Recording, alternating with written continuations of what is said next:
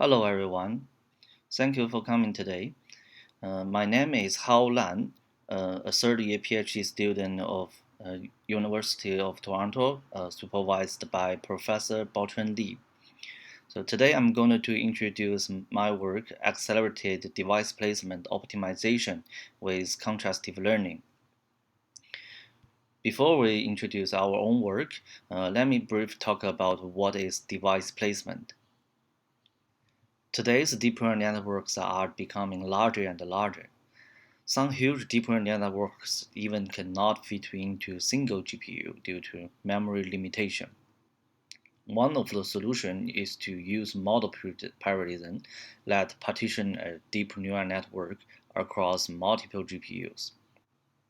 For example, if we want to run a deep neural network in a machine with 4 GPU and 1 CPU, so we need to find a mapping between the operations in the deep neural networks and the devices in the machine. Recently, Google has proposed to use reinforcement learning to help solve this device placement optimization problem. So the objective is to find the best way to assign the device to operations to minimize the training time of the model. Here is a figure showing the general reinforcement learning architecture for solving device placement problem. As figure shows, the reinforcement learning agent has a policy network that take observation from neural networks and computational resources as input, and then it output action that mapping the devices to the operations in the neural networks. This mapping between operations and the devices is called the placement. We evaluate the placement in a real environment like a physical machine, and then take the runtime of this placement as a reward signal to train the policy network. By training this policy network iteratively, we finally can get optimal placement for a certain neural network mapping to a certain computational resources. Currently, the literature has proposed two different agent design. One is called a grouper placer, and the other is called the encoder placer. The difference between these two agent design is that the grouper placer design will first group the operations in the neural networks into small groups, and then the placer will only place the groups of groups of operations on a certain device. And the operations in the same group will always placed on the same device.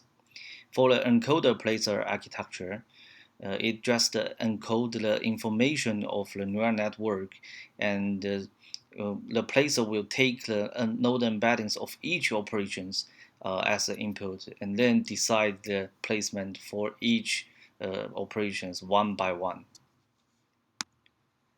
The benefit of using grouping placer architecture is that it reduces the action space of the reinforcement agent, but it also reduces the flexibility of the placement because some operations are fixed to be placed together when in the grouping phase. And the benefit of the encoder placer is that it provides a great granularity of placement, but it requires more training resources to train the agent itself. Both agent design have its own advantages, but in this paper we are focused on designing the agent based on the encoder placer architecture. After talking about the background, let's move on to the challenges. We noticed that Google's ICML 2070 used about 100 workers and 12 to 27 hours to find the best placement for workloads. It's mainly caused by two reasons. First, the reinforced algorithm is inefficient. It requires large numbers of samples to train the agent. Second, in device placement, The environment is a real-world machine with multiple devices, for example, CPU and GPUs. Collecting rewards from a real-world environment is very slow, especially when the workload is a large DNN. To address these challenges, we have come up with few solutions. For the first challenges, we replace the reinforcement algorithm with PPO algorithm to improve the sample efficiency. However, it still needs a substantial amount of samples to train the agent. For the second challenge, one of the solutions is use a simulated environment instead of a real one. So, which is the idea that proposed by Play Store. In this sense, we need to build a model for every single environment, which is not a model-free method. So we ask ourselves, is there a way that we can train the agent with a few amount of samples or even without any samples? The answer is yes. To address these challenges, we proposed our DL-based framework, MOS, a graph encoder pre-trained by contrastive learning, followed by a lightweight segment-level sequence-to-sequence placer. We use contrastive learning to pre-train the graph encoder without any labeled data.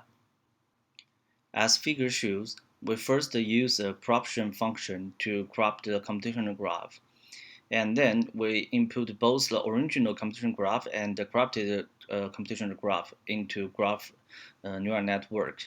It will generate the embedding for both graphs. And we also take a global summary of the entire original computational graph by max pooling function. And then we use a contrastive loss to maximize the mutual information between the local information edge and the global summary S. After training the graph neural network with contrastive loss for a few iterations, we can encode the operations in the computational graph into a informative node embedding edge, which represent the operation in a vector space. And during the reinforcement learning training, we can initialize the graph neural network with the parameters that pre-trained in contrastive learning. So it will give a reinforcement agent a better start point to find a better placement during the training. And it also help the model, the DL agent converge faster.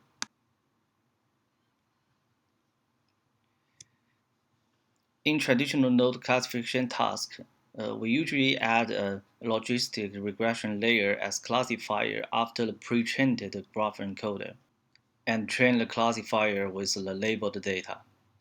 To reduce the amount of the labeled data required for the training, the classifier added should be simple and easy to train. Following this idea, so we proposed to use a lightweight placer in our agent design, a segment-level sequence-to-sequence neural network. This segment-level sequence-to-sequence placer has been designed to avoid placing extremely long operation sequence at a time. So as a figure show, each time we only forward a segment of operations into the bidirectional long-short memory. We encode them into a hidden state and then pass it to the long-short memory. And long-short memory will decode them one by one. Finally, we can get the placement of that segment.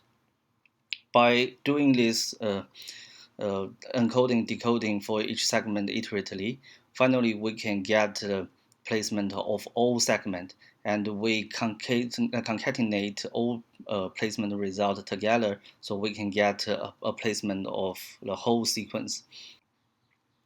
It's also the placement of the entire. For the experimental result, we find out our approach outperforms all state of the art. So we compared our result with the human expert placement and the placement defined by the grouper placer architecture and also the encoder placer architecture proposed in previous papers. And we also compared our own result with without the pre-training phase of the graph encoder. From the result, we can see that our approach Mars achieved the shortest per step runtime of the placement defined by among all different approaches. And by using this unsupervised pre-training, we also achieved better performance while reducing the agent training time by 30%, 7.2% on average.